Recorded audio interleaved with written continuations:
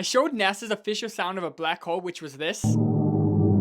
But sound can't travel through space, which is correct unless there's an atmosphere. Around the black hole there was a huge gas cluster which was able to hold the sound. But how did we get the sound from there to here? Well, NASA has some crazy technology, which they were able to get the sound through a sonification process. When they got the sound, it was 57 octaves, which was not able to be heard by humans. So they amplified it by 144 quadrillion times, which is absolutely ridiculous. It looks like this. So that's how we got the sound. Follow for more.